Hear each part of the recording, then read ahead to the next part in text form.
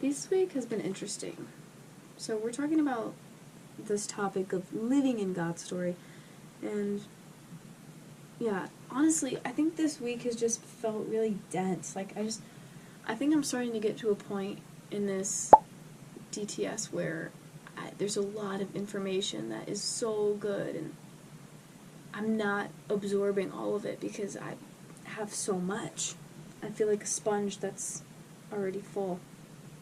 And we're talking about worldview.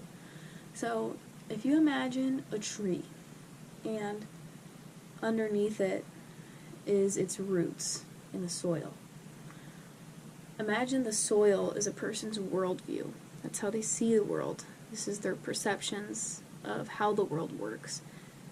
What it grows into is this tree, and you imagine the trunk is a person's beliefs, and the fruit that this tree will bear are the actions that a person will take.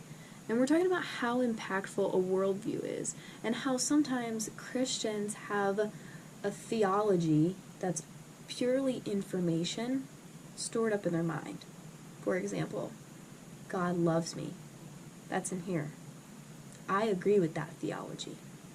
But the fruit, aka my actions, might not always line up with that. Like, do I really live a life where I act like the creator of the universe, who is infinitely powerful, all-knowing, loves me and cares for me and provides for me? Like, do I really act like that? No. So, there's something in my worldview that is not lining up with my theology.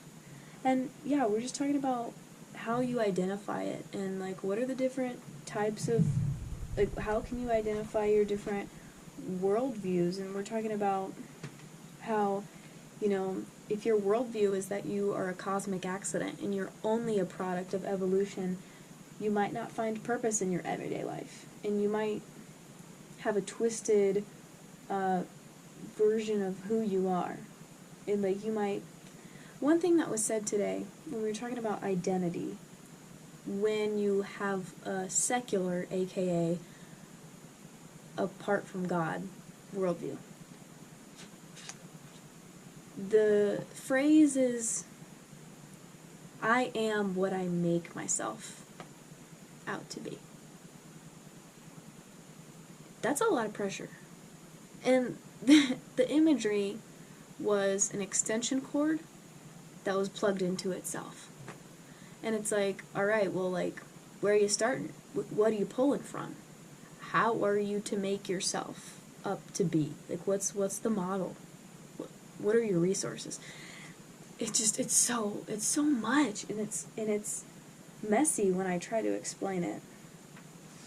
And yeah, it's I'm word vomiting, and I feel like I'm not explaining it well. And then we had our electives today because today's Tuesday, and I'm in the science elective, and we watched this video. My video literally cut off, I just noticed. So I'm just going to resume from what I was talking about. I had my science elective today, and we were watching this video, and this woman was explaining science from a biblical perspective, and she's explaining how physicists are observing chaos and order, chaos and order, chaos and order, and they can't seem to find where it stops or where it began, and that the universe is always expanding, and that she tied that into how if God had a quality, wouldn't it be expanding, being so great, so large, and creating vastness. If you could put a word to God, in his creation, it would be vastness, and just talking about how there's so many things in science. And and another one was how God created these natural laws, like gravity, the fact that you can only boil water at a certain temperature and a certain altitude. You don't pray and then water boils. Demons don't make your water boil. God can make your water boil, but he chooses to allow the world to obey the laws that he created it to have. I don't know. I'm really like just like scrambled right now. My brain is very scrambled, and there's so much information in there that is not sorted out. So now I'm gonna read this packet from a book that lady wrote that we watched the video for. I don't know, y'all. I don't know. I'm really, really all over the place, and I'm anemic, and today I haven't been taking my iron for a week because I like ran out and I almost like passed out today. So my body is just like really fatigued and discombobulated because I'm low on iron. So there's not a lot of, it's not good oxygen circulating in my body today.